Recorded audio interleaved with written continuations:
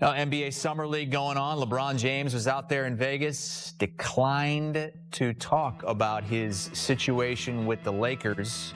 Has 1 year left on his deal, but if the Lakers are looking to get something out of LeBron for the future, they could ship him off and get a lot back in return. And our Sam Quinn went on CBSSports.com, put forth a bunch of different scenarios here as John Gonzalez joins us. John, Sam is he's a money guy. He's thinking all this through, what works with the aprons and all that. We're going to pose these different scenarios to you, and you'll tell us if this works for either side. And we're going to start with the Cleveland Cavaliers, where he's already played twice before. In all of these trades, the team trading for LeBron also gets Bronny. Okay, it's a package deal. They're coming together. Basically, what the Cavs would have to give up is Darius Garland and DeAndre Hunter in a 4-team trade here. What do you think? Yeah, and Max Strus. So what you see here, Chris, is it's incredibly complicated to trade somebody like LeBron because of the $52.6 million player option that he picked up. So we had Sam Quinn, one of our experts at CBS Sports, cook these up. And this is one of the more involved and intricate trades that he came up with here. In order for the Cavs to pull this off, they have to shed about $20 million because they're about $20 million over that second apron. And to do so, they've got to give up 3 really important players in their rotation. Darius Garland and Max Strus are 2 starters for them, and then their 6-man extraordinaire, DeAndre Hunter. Look, for the Nets to be involved and get Max Strus and a 2031 first-round pick that's top 10 protected, I think they'd like it. The Jazz would get Dalton Knecht as a sweetener, LOL to that, in order to take on Maxi Kleber's money, because Dalton Knecht is a guy that the Lakers already tried to trade, so I don't know what kind of sweetener it really is.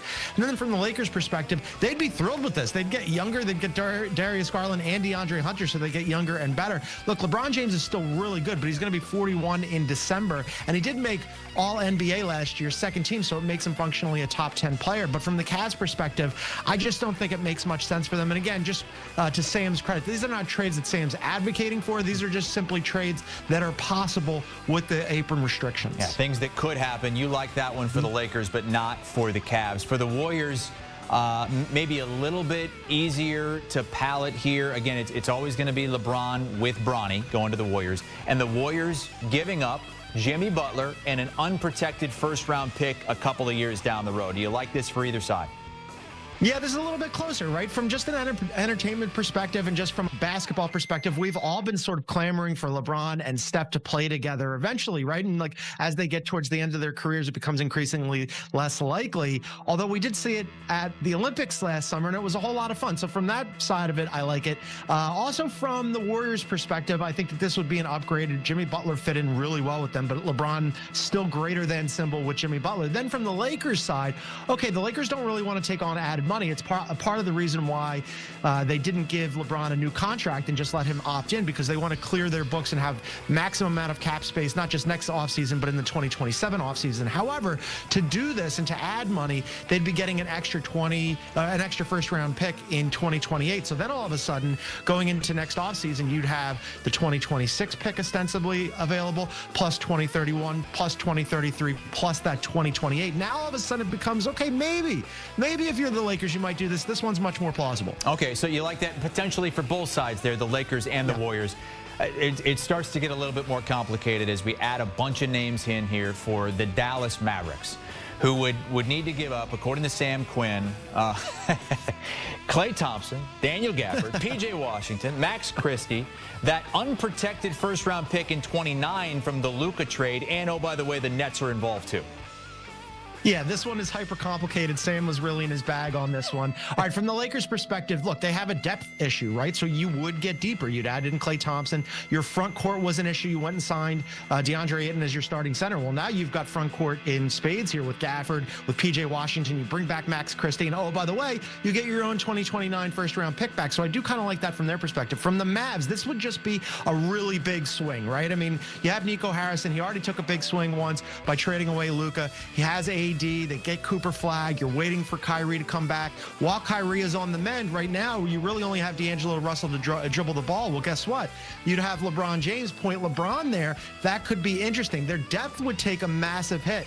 But this one, too, I think, like, I'd probably err on the side of no, but it's definitely with a sprinkle of maybe here for both sides. It's intriguing. I'd at least think about it, but I don't think I'd do it on either side. We've got one more proposal for you, and I'm guessing a lot of Lakers fans are going to be saying hell no to this one. It would be shipping him just across the city to the Clippers, who would give up a bunch. Look, a bunch of names here again. John Collins, Bogdanovich, Derrick Jones Jr., Kobe Brown, an unprotected first-round pick in 2030, and so on and so forth. What do you think of this proposal? Yeah, you know, if you're the Lakers, you'd be thrilled with this one too, right? I mean, John Collins isn't eligible to be traded until September 7th because he just got traded to the Clippers. But you could, you know, we'll just wave that away and we'll just imagine a scenario where this is happening then. But you would get much, much deeper. As I mentioned, the Lakers have a real depth issue. So John Collins into that front court, Bogdanovich, Derrick Jones Jr. is a super helpful defender. Kobe Brown is a nice prospect. Yes, it would be painful to see him go across town to the Clippers. From the Clippers' perspective, this is where I go, I'm not so sure about this, because I kind of like the Clippers as they are. Plus, they'd have to give up the first-round pick plus a top 4 protected pick swap in 2031. The Clippers are really deep. That depth is part of why they're so talented. I guess if you're going to squint and think maybe from the Clippers' perspective, it would really just be about taking a big swing and going with your top-line talent of James Harden, Kawhi Leonard, and then adding in LeBron. But I think the Clippers are all set as they are. And by the way, can I just give full marks to Sam Quinn on this whole thing? You think Mary Shelley has a vivid imagination coming up with Frankenstein? The real mad scientist is our own Sam Quinn. Go read him on CBSSports.com. He's got ideas. Oh, he does, and he's checking everything and making sure he's fitting in with the aprons and all that. It's stuff that is way over my head, way over most people's heads, but things that could potentially work if the Lakers are looking to get something for LeBron James. John Gonzalez with us here as we look at tonight's. Are there notable summer league games? I guess there's a bunch of them tonight. Out in Vegas as we get set to head out to Vegas next week. A bunch of us from CBS Sports will be out there covering Big Ten Media Days.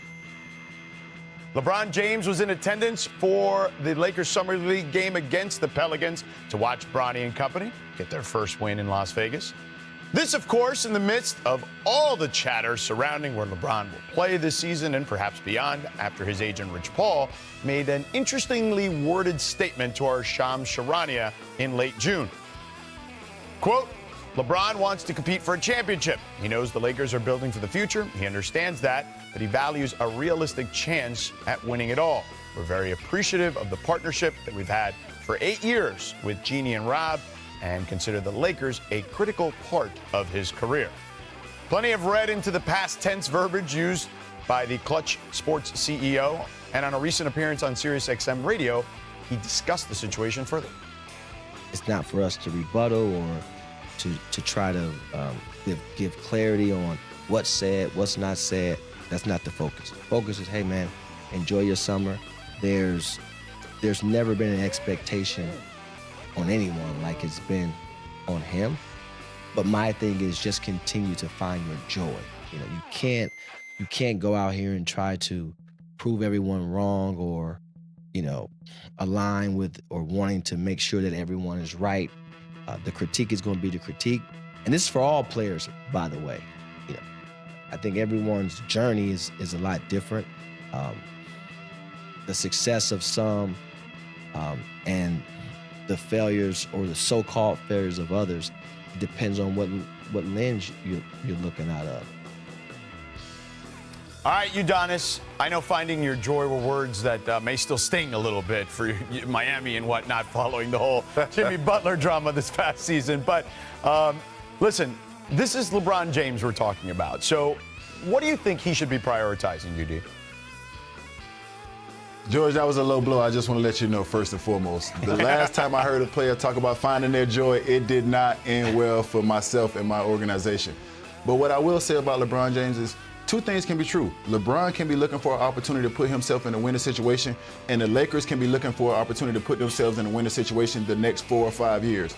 I think they both have the same goals, but just not the same timeline. And for LeBron James, we don't know how much time he has, and rightfully so. You should want to put yourself in a position where you can win a championship and land a plane. That is not in LA. I don't give a damn who they bring to LA. That is not a championship roster right now with the LA Lakers. If LeBron James wants to put himself in a championship situation, then there has to be another opportunity out there that he needs to look for. I do know a place where he is welcome, and he will always be welcome, just to put that out there.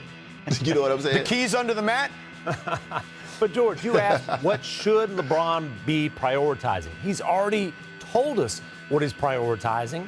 And it's not, he didn't tell us with a statement. He told us with the decision to opt into the last year of his contract.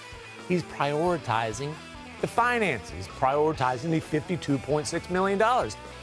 Who could blame him for that? Nobody going to be mad at you. But my point is this. You prioritize finances over flexibility. If he wanted the option of choosing whatever team, of putting himself in the best position to compete for a championship this year, he could have taken that. It would have cost him a lot of money. But at this point, hey, enjoy your summer, and we'll see you for Lakers training camp because you opted in to be on the Los Angeles Lakers roster. I'm going to go glass half full. UD's going to yell at me for it. Uh-oh. Get ready, UD. Look, they were 20-12 after the Luka trade. Like, without a training camp, you got a lob threat in Ayton, and Ayton knows the lights are on him. I know George is looking at me talking about Ayton. Ayton, I believe in my boy from the Bahamas. I think he's going to have the best season of his career. He better. And then here's the thing. I think patience is best for LeBron now. But if by the trade deadline, Rob Pelinka doesn't put a championship, like I think he needs more time. We've seen trades get made at the beginning of training camp. But if it doesn't look right at the trade deadline, I think it's a little easier to trade him, even with that money at the halfway point. Be patient, wait, and see what happens. Go ahead, UD. I mean, this is a guy who's seen everything but the win. You're not going to run the banana in the tailpipe on LeBron James. When he walks in that locker room, he knows that that is a championship roster. He knows if he has a chance to realistically win a championship. When you look at what Houston has done, when you look at Minnesota getting another year better, when you look at what they've done at Oklahoma City, bringing their core back and extending those guys, they do not have a chance in hell on winning a championship with the Los Angeles Lakers this particular season. So if LeBron James wants that opportunity, he has to put himself in that situation moving forward, and that is not going to be with the Los Angeles Lakers. That's just my opinion, hands down. Listen, our reporter Dave McMiniman covers the Lakers all the time as well here for our company here at ESPN. He had some boots on the ground reporting in Vegas after talking to both the Lakers and LeBron's camp. Let's take a listen. The question on everybody's mind is, where will LeBron be playing next season? Some have posited that the true cause of the situation was the Lakers not offering LeBron a contract beyond next season, but Rich Paul told me that they never asked for one. Paul also made it clear to me that LeBron has not asked for a trade, and Paul hasn't even discussed the possibility of wanting a trade in the future with the Lakers. Paul did tell me that 4 teams contacted him with interest in trading for LeBron, though. Now, I asked LeBron just before tip-off if he'd like to join the broadcast to discuss everything, and he told me, quote, "I ain't got nothing to talk about." Okay, listen, stars turn down interviews all the time, but I mean, there's kind of something to talk about, at least a little bit here. All right, look, let's get in our front office insider, Bobby Marks, who joins us now from Vegas as well. All right, 4 teams have allegedly reached out in interest about trading for LeBron James. Bobby, who could realistically get a deal done, though? Well, that's the biggest question, George, is like, what does LeBron James want? And here's a player, one of 2, that has a no trade clause in his contract. His contract's at $53 million. Certainly when you look at teams like Golden State, that would, of course, probably make the most sense when you're trying to swap Jimmy Butler out for LeBron James. That trade actually works when you look at it from a perspective. The question would be, of course, would the Lakers want an extra year of Jimmy Butler? Remember, this is a team that's prioritizing cap space post LeBron James. I think the second team, of course, is the New York Knicks. Of course, when you look at a player like Karl Anthony Towns, that trade matches. They have players like OG Anunoby, Mikal Bridges, Josh Hart. It does become a little bit complicated because of the finances. And of course, the Los Angeles Clippers right across the way. But as we've said, it would cost you something to trade player like Kawhi Leonard, perhaps. So that's the biggest question there. I think unrealistic teams are potentially Cleveland. Cleveland will certainly be mentioned a lot if LeBron James ever became available. Because of their finances in the second apron, it is unrealistic that the Cleveland Cavaliers could potentially trade for LeBron James. I do think, realistically, if he became a free agent, now that opens up the door for a lot of teams to go out and sign him there, because I keep on going back to that statement. He wants to compete for a championship. And in any trade, as you guys know, it's going to take 2 or 3 players from that team to potentially trade away that he would be walking into. All right, so let's bring back the full panel here. UD, where do you think is the best place for LeBron at this stage of his career? Come on now, George. Don't do me like that. Don't do me like that. You know I wear my emotions on my sleeve. Yes, I know. You know I'm all heart. Yeah. You know where my heart lies. Yeah. And you know the success that I've had with this gentleman and what he's been able to do. So I would love for that to be a situation that really manifests itself and occurs. But at the end of the day, man, like I said before, LeBron James has earned the right to go and put himself in a situation win the championship as soon as possible. And the Miami Heat are a situation where I love that organization, but we're trying to figure things out right now. So is that a situation for him? He has to look at that and figure that out for himself. But, you know, we have great pieces. We have Tyler Hero. We have Bam Adebayo. We just made some moves. So we'll see what happens, man. But at the end of the day, man, I love Bron. I'm going to be a fan of his wherever he goes. And I got a chance to land my own plane. I know how special that was for me to put myself in that situation and have that experience. And he deserves that experience as well. I am all for the return of the king, to borrow from the Wendy and Mac 10 book title, but not to Miami, to where it all began, to where he went back and delivered the only title in the last however many thousand years of Cleveland pro sports history, but not this year. Play it out with the Lakers this year. You'll have all the options on the table next summer. Go back to Cleveland next summer. They're not giving up pieces to get you. In that case, they've got a loaded roster. Well, they can't really do it, to be honest, as Bobby mentioned. Yeah, and so go back next summer, go home next summer, and help the Cavaliers get over that big old hump again, and they would have a real deal championship chance adding LeBron to that roster. Cleveland, this is for you. What do you think, Mark? New York, New